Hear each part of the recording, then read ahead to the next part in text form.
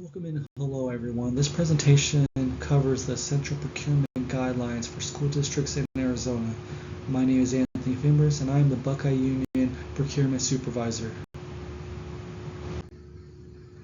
Today's topics are going to be what is procurement, where to find the rules, conflict of interest, thresholds, cumulative purchases, and documentation that will be needed.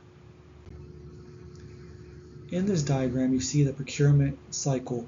Procurement refers to the process of acquiring goods, services in a legal, ethical, transparent way. In Arizona school districts, we follow the strict rules to ensure taxpayer funds are being used responsibly.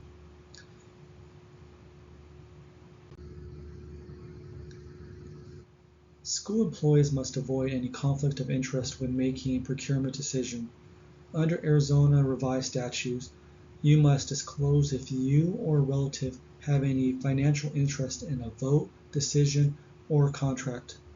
A conflict of interest form must be completed and submitted right away if you have such a situation arise.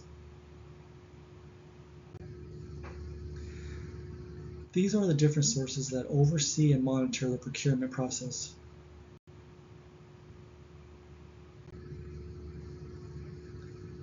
Understanding the purchasing thresholds is crucial. Purchases under $10,000 can often be informal. Between $10,000 and just under $100,000 require 3 written quotes. Purchases over $100,000 must go through a formal sealed bid process or a cooperative contract process.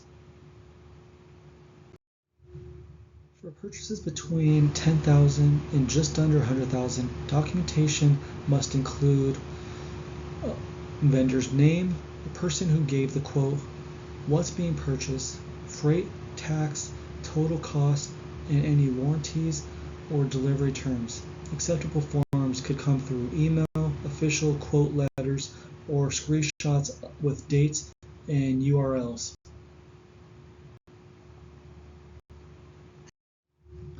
Large purchases exceeding $100,000 require formal bids or cooperative contracts unless they qualify under sole source or emergency procurements. Approved purchasing cooperatives include Mojave, 1GPA, SAVE, and others. Also check if a vendor is part of one. Sole source means there's only one provider available. Emergency procurements are allowed when there are any immediate threat to health, safety, or operations of the day-to-day at the sites. Even in emergencies, proper documentation must be provided after the fact or as soon as possible.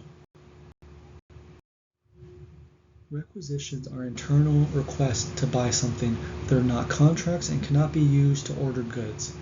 Purchase orders, on the other hand, are legal commitments and must be issued before placing any order. Unauthorized purchases without a PO are violations of state law and district policy. Before working with a new vendor, please look through our existing vendor list to see if we have someone who is already set up and can provide the item and/or service you are seeking. If you need to start with a new vendor, confirm they accept purchase orders and are part of a cooperative contract if possible. They must submit a vendor form and a signed W-9. Remember, our district is not exempt to sales tax.